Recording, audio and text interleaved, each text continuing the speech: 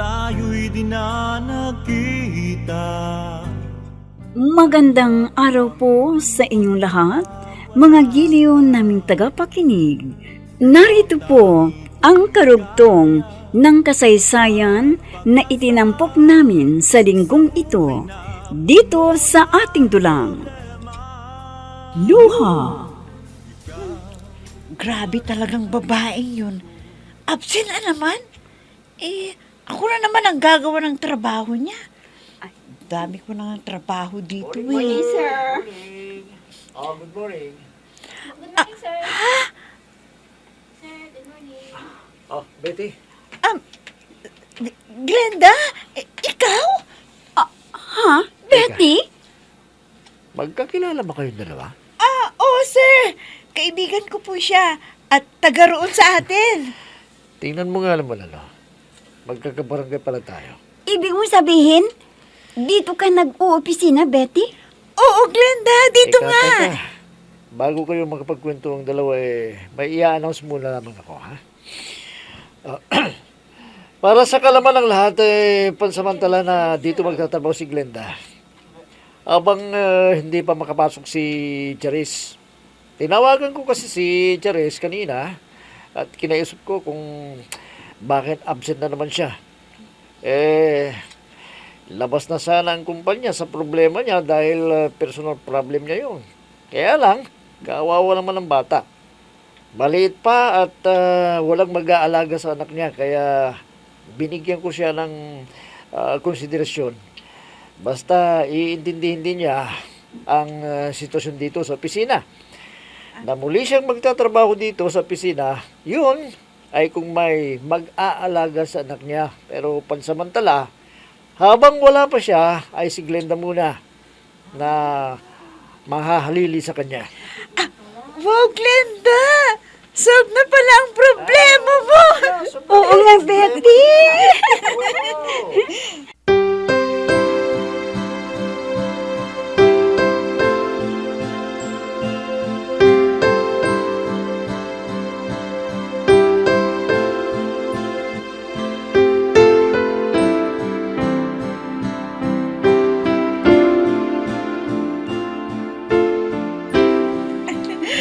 Office mates na tayo ngayon, Glenda. Oo naman.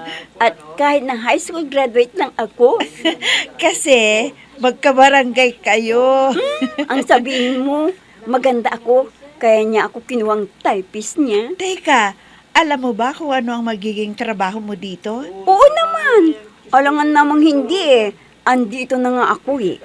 Ang ibig kong sabihin kung marunong ka sa computer. Oo naman. Ikaw lang bang marunong gumamit ng computer? Marunong din ako, no? Lagi nga ako sa computer shop sa tuwing nag-Facebook ako eh. Pero hindi pag-Facebook ang gagawin mo kundi mag-i-encode ka. Teka, si Sir Dindo tumatawag. Sige na, magtrabaho ka na. At sasagutin ko lang tawag ni Sir ha. Hello, Sir? Betty, Sir? pakituruan ng basics si Glenda sa computer, ha? Ha? Hindi raw kasi siya marunong sa computer pero nakapagtatype. Sige po, Sir. Bye. Glenda. Glenda, halika. Oh, bakit? Lumapit ka dito sa lamesa ko. Oh, ano na naman? Tuturuan kita ng basic computer job.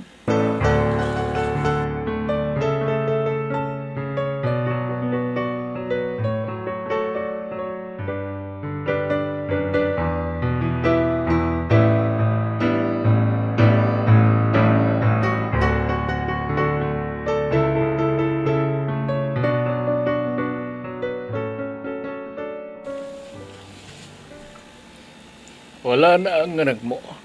Hindi pa rin ba siya bumababa? Ay, naku, kausap ko siya sa cellphone niya. Ayaw pa rin bumaba dahil umiiyak pa rin hanggang ngayon. Anong mangyayari sa kanya sa kaiiyak niya? May babalik pa ba niya ang lalaking niya? Yung bunganga mo, baka marinig ka niya. Alam mo ngang may pinagdadaanan ng anak mo eh. Ganyan Ang ka pa. mabuti pa, Pagtrabahuin mo siya para hindi ganyan na nagmumukmuk. Ano? Papagtrabahuin mo yung anak mo.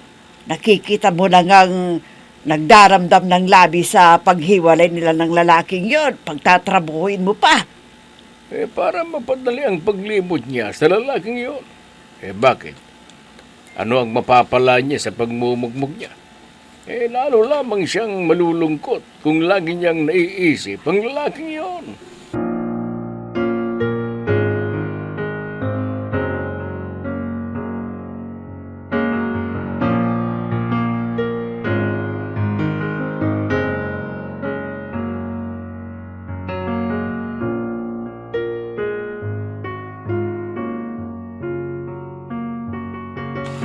O anak, kumusta ang unang araw ng trabaho mo? Okay lang ho, inay.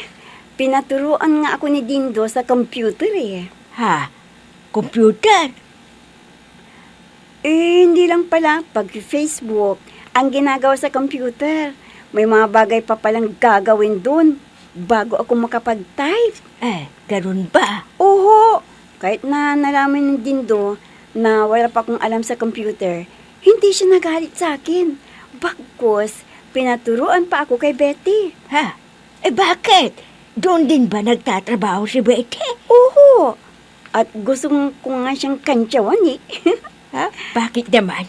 Kasi, yun pala ang sinasabi niya sa akin nung una na posibleng mabakante dahil laging absent ang encoder.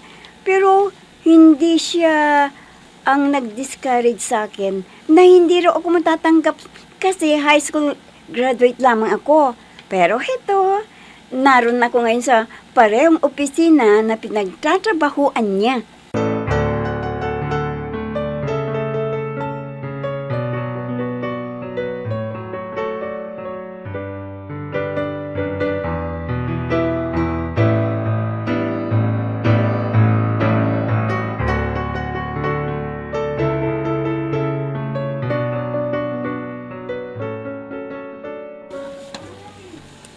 O hindi ka na naman papayag? Yan na nga bang sinasabi ko eh. Ini-spell mo ang anak mo sa tuwing pinagsasabihan ko siya. Ikaw lagi ang gumigid na. O anong nangyari kayo? Di nasaktan pa rin siya kahit na hindi natin siya pinahintulutang makipagrelasyon pa. Hindi naman yan ang gusto kong sabihin eh. Bakit tila humahadlang ka na naman sa gusto kong mangyari? Walang alam na trabaho yung anak mo. Pues, panahon na para matutunan niya ang magtrabaho. Pero hindi pa siya nakapagtapos ng pag-aaral niya. Wala ka na bang planong pag-aralin siya? Aba, talagang makakalaban mo ako. Ayan. Diyan ka magaling eh. Kaya lumalaki ang ulo ng bunso mo. Dahil sa kakukonsinti mo sa kanya. At para sabihin ko sa iyo, ha? Sa pagkakataong ito, hindi siya o ikaw ang masusunod, kundi ako.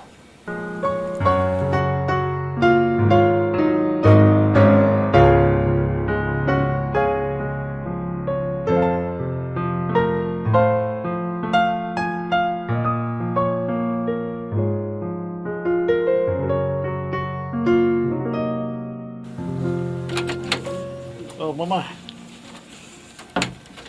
Narito pala kayo sa sala. Bakit to? Wala pa rin buwas si Papa. Ay, nako. Nandun na siya sa kwarto namin. Kung gano'n na si Bunso na naman ang pinoproblema ninyo. Bakit mo ba? Hindi naman ba siya kumain? Kahit pa paano, napakain ko na siya at nakisabay na siya sa amin ng papa mo kanina. Di mabuti kung gano'n. Ano ba sana? Pag-aalala ninyo. Bakit nandito pa kayo sa sala? Ano bang ginagawa ninyo dito? Hindi ba kayo makatulog? Teka, pagtitimpla ho kayo ng katas. Huwag na, anak. Ha? Ay, naantok na ako kanina pa pero nilalabanan ko dahil gusto kitang makausap kaya hinintay kita. Ho? Gusto niyo akong makausap? Di, ipagpabukas na niyo sana. Mapupuyat pa kayo. Sige na, Ma. Pumasok na kayo sa kwarto ninyo para makatulog na kayo.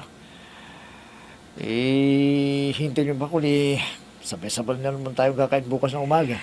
Ay, alam mo, tungkol kay Bunso ang sasabihin ko. Bakit ba? Anong tungkol kay Bunso, Mama? Nabuntis ba siya ng lalaking yon? Ha, Mama? Buntis ba ang kapatid ko?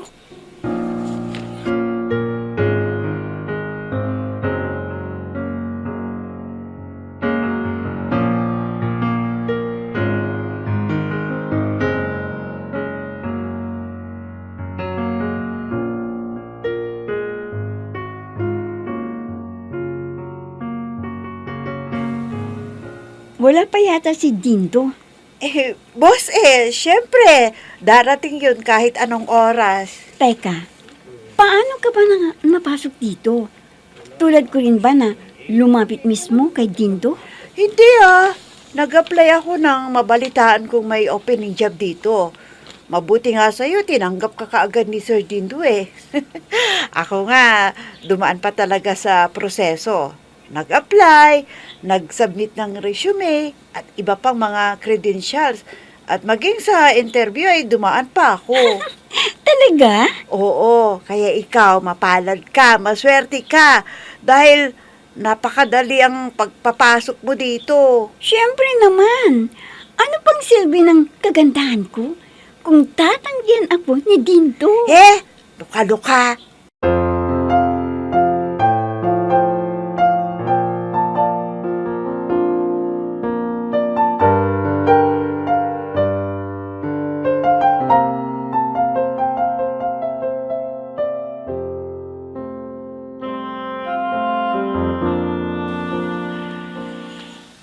Ano naman kayang pag-uusapan nila, Papa at Mama?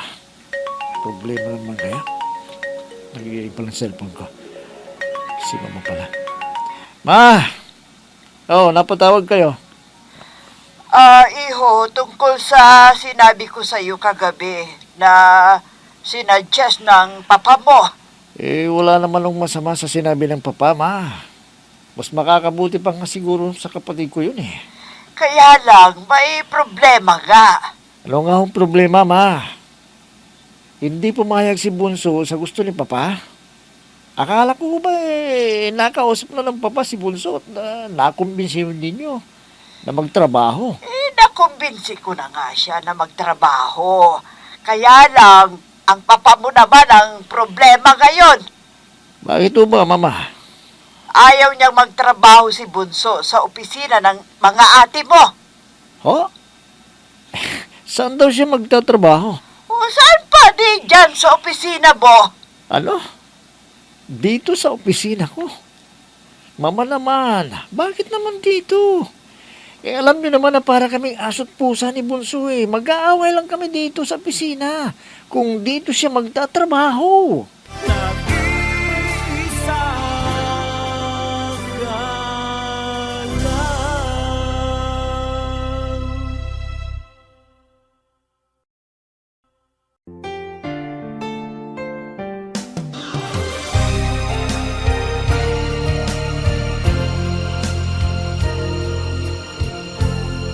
Magmula nang tayo'y di na nakita. Magandang araw po sa inyong lahat, mga giliw naming tagapakinig. Narito po ang karugtong ng kasaysayan na itinampok namin sa linggong ito, dito sa ating dulang. Luha. Grabe talagang babaeng yun. Absent na naman. Ako na naman ang gagawa ng trabaho niya. Ay, dami ko na ng trabaho dito Good morning, sir. Good morning. Good morning, sir. Sir, good morning. Betty. Glenda, ikaw? Ha? Betty? Magkakilala ba kayong dalawa? Oo, sir. Kaibigan ko po siya at taga roon sa atin. Tingnan mo nga naman Magkakabarangay pala tayo. Ibig mo sabihin, dito ka nag-uopisina, Betty? Oo, Glenda, dito nga. Teka. Bago kayo makapagkwento ang dalawa, may i-announce muna naman ako, ha? Para sa kalaman ng lahat, pansamantala na dito magtatrabaho si Glenda. Abang hindi pa makapasok si Charis. Tinawagan ko kasi si Charis kanina at kinaisip ko kung bakit absent na naman siya. Labas na sana ang kumpanya sa problema niya dahil personal problem niya yun. Kaya lang, kawawa naman ng bata. Maliit pa at walang mag-aalaga sa anak niya kaya binigyan ko siya ng konsiderasyon. Basta iintindihin din niya ang sitwasyon dito sa opisina. Na muli siyang magtatrabaho dito sa opisina, yun ay kung may mag-aalaga sa anak niya. Pero pansamantala, habang wala pa siya, ay si Glenda muna na mahahalili sa kanya. Wow, Glenda! Solve na pala ang problema mo! Oo nga, Betty!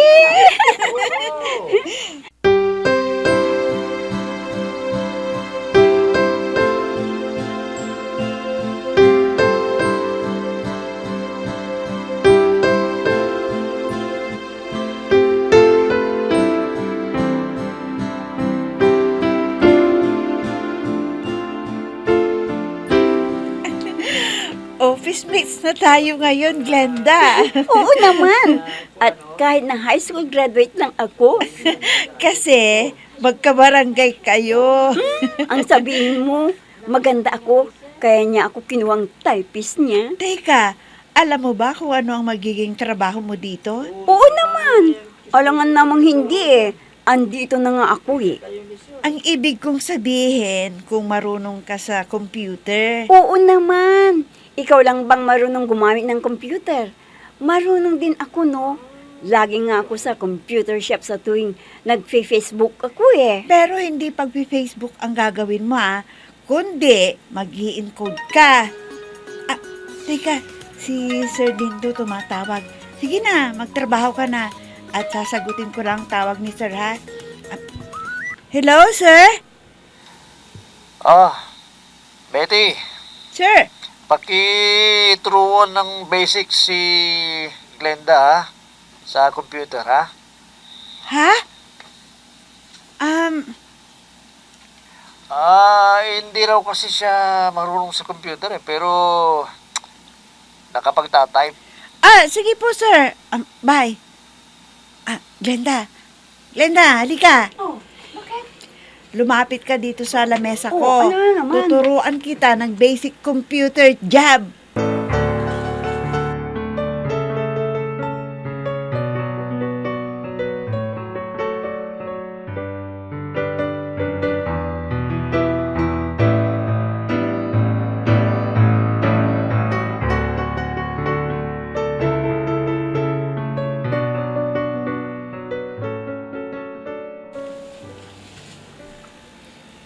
Wala na ang anak mo.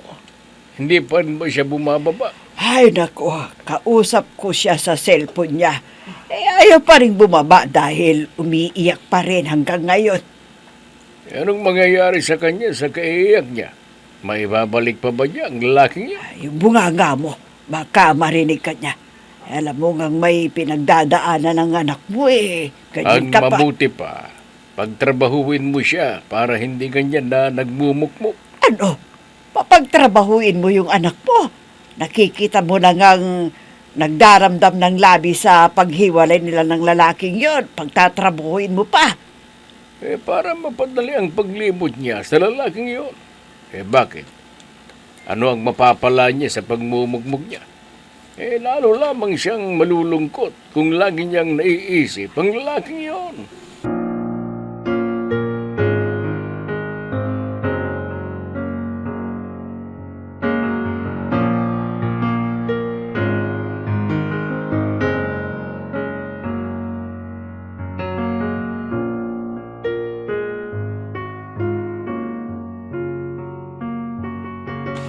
O anak, kumusta ang unang araw ng trabaho mo? Okay lang ho, inay. Pinaturuan nga ako ni Dindo sa computer eh. Ha? Computer? Hindi lang pala pag-Facebook ang ginagawa sa computer. May mga bagay pa palang gagawin dun bago ako makapag-type. Ganun ba? Kahit na nalaman ng Dindo na wala pa akong alam sa computer, hindi siya nagalit sa akin. Bagkus, pinaturuan pa ako kay Betty. Ha? Bakit? Doon din ba nagtatrabaho si Betty? Oo, at gusto ko nga siyang kantsawan eh. Ha? Bakit naman? Kasi, yun pala ang sinasabi niya sa akin nung una na posibleng mabakante dahil laging absent ang encoder.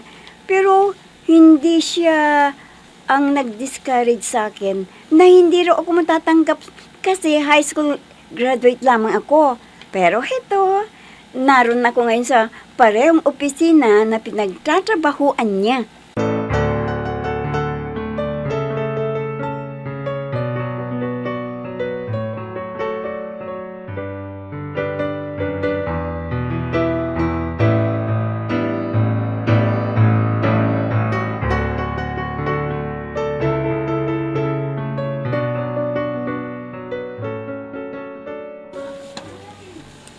O hindi ka na naman papayag?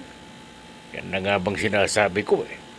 Ini-spell mo ang anak mo sa tuwing pinagsasabihan ko siya. Ikaw lagi ang gumigid na. O anong nangyari ngayon?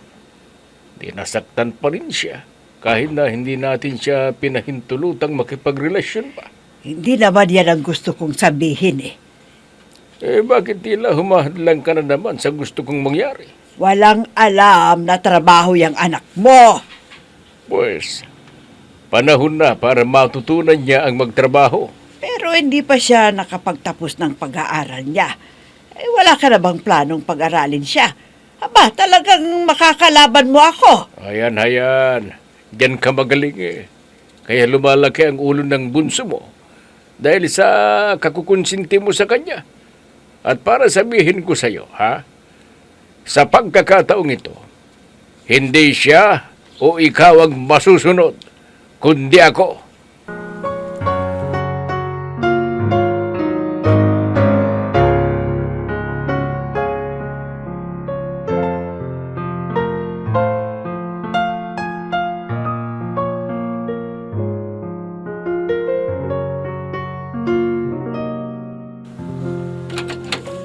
Oh, Mama.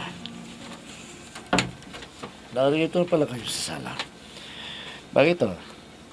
Wala pa rin buwas si Papa. Ay, nako. Nandun na siya sa kwarto namin.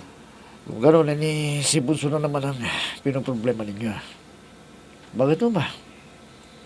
Hindi na ba siya kumain? Kahit papaano, napakain ko na siya at nakisabay na siya sa amin ng papa mo kanina. Di mabuti kung gano'n. Ano ba sana? Pag-aalala ninyo. Bakit nandito pa kayo sa sala? Ano bang ginagawa ninyo dito? Hindi ba kayo makatulog? Teka, pagtitimpla ko kayo ng katas. Huwag na, anak. Ha? Ay, naantok na ako kanina pa pero nilalabanan ko dahil gusto kitang makausap kaya hinintay kita. Ho? Gusto niya akong makausap? Di, ipagpabukas na niyo sana. Mapupuyat pa kayo. Sige na, Ma. Pumasok na yun sa kwarto ninyo para makatulog na kayo. Hintay niyo ba kung sabay-sabay na naman tayo kakain bukas ng umaga? Ay, alam mo, tungkol kay Bunso ang sasabihin ko. Bakit ba? Anong tungkol kay Bunso, Mama? Nabuntis ba siya ng lalaking yon? Ha, Mama? Buntis ba ang kapatid ko?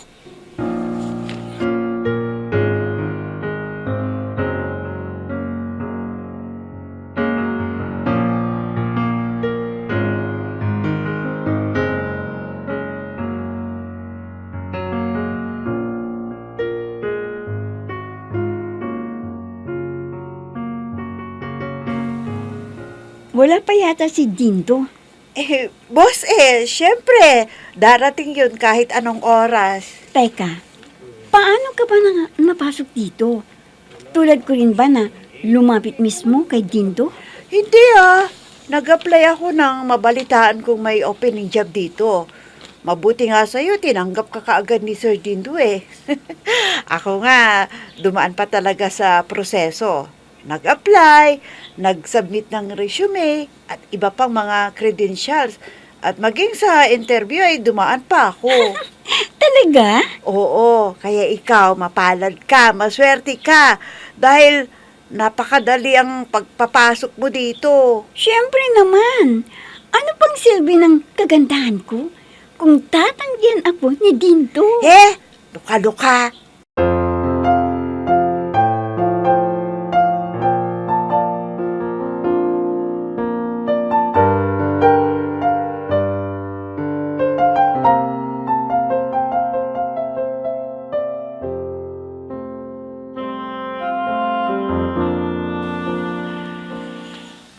Ano naman kayang pag-uusapan nila, papa at mama? Problema naman kaya? Nagiging pa ng cellphone ko. Si mama pala. Ma! Oh, napatawag kayo. Iho, tungkol sa sinabi ko sa iyo kagabi na sinadjust ng papa mo. Wala naman ng masama sa sinabi ng papa, ma. Mas makakabuti pa nga siguro sa kapatid ko yun eh. Kaya lang, may problema nga. Ano nga ang problema, ma? Hindi pumayag si Bunso sa gusto ni papa. Akala ko ba nakausap na ng papa si Bunso at nakumbinsi ninyo na magtrabaho. Nakumbinsi ko na nga siya na magtrabaho. Kaya lang, ang papa mo naman ang problema ngayon. Bakit ba, mama? Ayaw niyang magtrabaho si Bunso sa opisina ng mga ate mo. Ho? Saan daw siya magtatrabaho? O saan pa di dyan sa opisina mo? Ano? Dito sa opisina ko. Mama naman, bakit naman dito? Alam niyo naman na para kaming aso't pusa ni Bunso eh. Mag-aaway lang kami dito sa opisina kung dito siya magtatrabaho. Nag-iisa ka lang.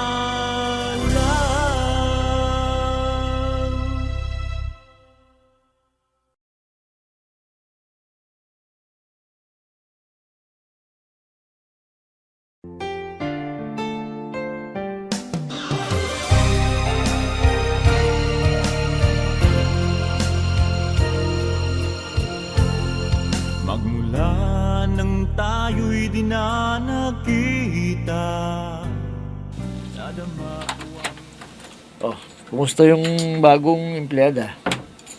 Madali ba siyang matuto? Oh, sir. Ano ka ba? Ilang beses ko bang sasabihin sa'yo na kung tayo lang dalawa lang, Dindo lang ang itawag mo sa akin, okay? Hindi pa kasi kita sinasagot, sir, Kahit na.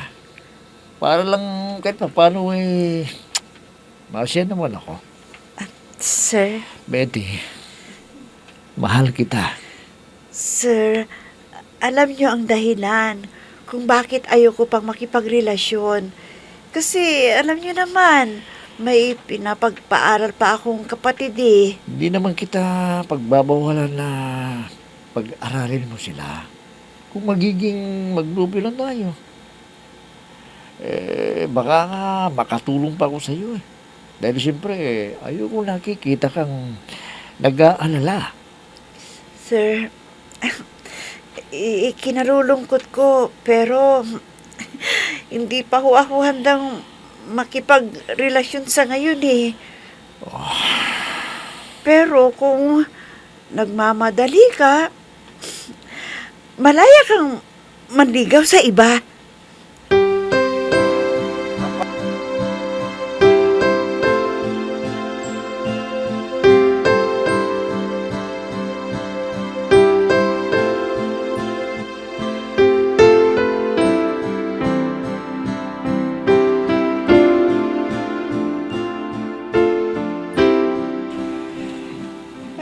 Alam mo, katwiran naman kasi si Dindo. Alam mong parang asot pusa yung dalawa. Panganay at bunso, pagsasamahin po. Kilala ako ng mga anak mo, Adela. Kung naririto sila sa loob ng bahay, magbangayan sila. Magsigawan sila hanggat gusto nila. Magsuntukan pa kung yun ang ikakapagpalubag ng loob nila. Pero pagdating sa negosyo ko, ibahin nila ang ugali nila. Alam mo naman pala gusto mo bang magkalat yung dalawa doon? Ano na lamang ang sasabihin ng mga empleyado at empleyada natin kung makikita nila ang dalawang nag-aaway at nagbabangayan? Sigurado, mawawala ang respeto nila sa mga anak mo. Alam ko yan. Kaya't may naisip na akong paraan para hindi magagawa ni Bunso ang pagbabangay niya kay Dindo. At bahagi pa rin ng kaparusahang iginawad ko sa kanya dahil sa kanyang katigasan ng ulo. Ano? Makinig ka at sasabihin ko sa iyo.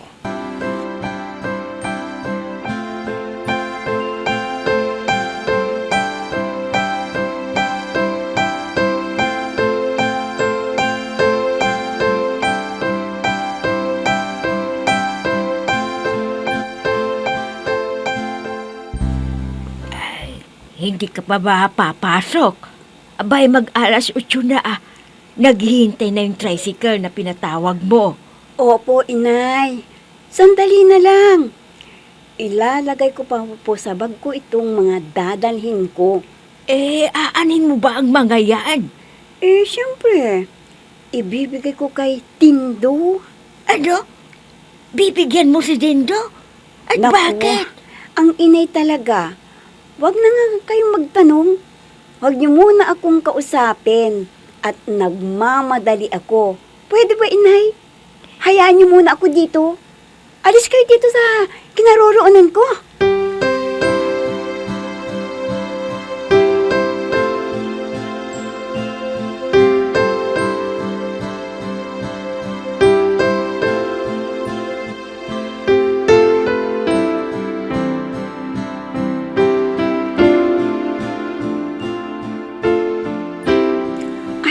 Salamat naman at wala pang tao. Hello, good morning. Naririto ka na pala? Akala ko, ako pa ang pinakamaaga. Tinawagan kasi ako ni Sir Dindo. May pinaparash kaya ako nandito na. Ano ba yung dala mo, ha? Para kay Dindo? Ano? Para kay Dindo? Oo. Nariyan na ba siya? Wala pa. Siguro mga 9 o'clock yung darating.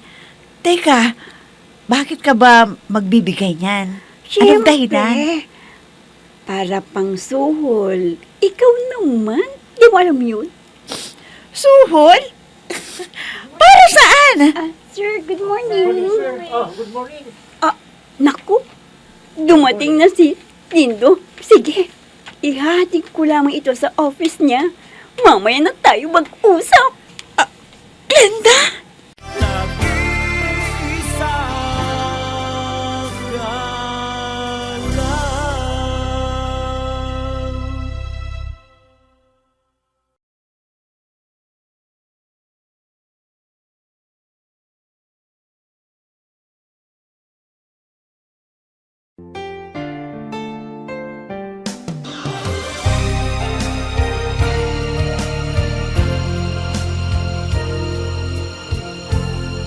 Magmula nang tayo'y dinanag. Ano kaya ang plano ni Glenda kay Dindo?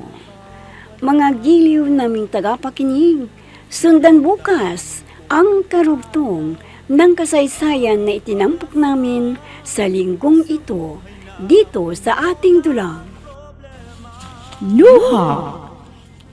Mga nagbibigay buhay sa ating dula ay sina Mayra Abrehal Narnola, Susan Malikdan, Robert De Guzman, Jun Cabato, Emma Dalope, Andrea Solar, Ami Diaz, Jonathan Bravo, at si Oscar Ora.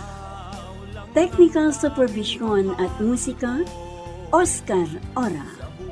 Nilapatan ng tunog ni Robert De Guzman, Willie Francisco. Sa panulat at direksyon, Eva Alcoriza. Inihahandog sa inyo ng F3 Recording Studio para sa Pambansang Radyo ng Pilipinas, Bombo Radio, Philippines.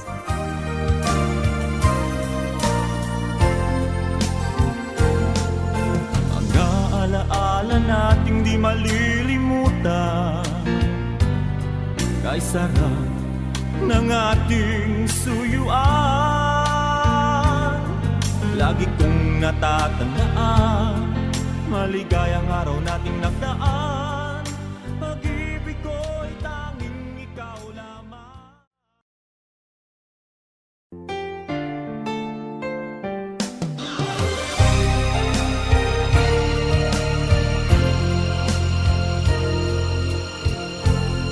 Magmula nang tayo'y dinanag. Ano kaya ang plinaplano ni Glenda kay Dindo? Mga giliw naming tagapakinig, sundan bukas ang karugtong ng kasaysayan na itinampok namin sa linggong ito dito sa ating dulang. Luha! Mga nagbibigay buhay sa ating dula ay sina Mayra Abrehal Narnola, Susan Malikden, Robert De Guzman, Jun Cabato, Emma Dalope, Andrea Solar, Ami Diaz, Jonathan Bravo, at si Oscar Ora. Technical Supervision at Musika, Oscar Ora. Nilapatan ng tunog ni Robert De Guzman, Willie Francisco. Sa panulat at direksyon, Eva Alcoriza. Inihahandog sa inyo ng F3 Recording Studio para sa Pambansang Radyo ng Pilipinas, Bombo Radio, Philippines.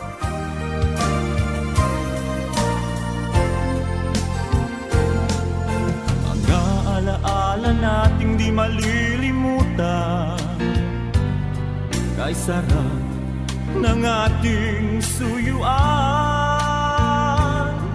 Lagi kong natatandaan, maligayang araw nating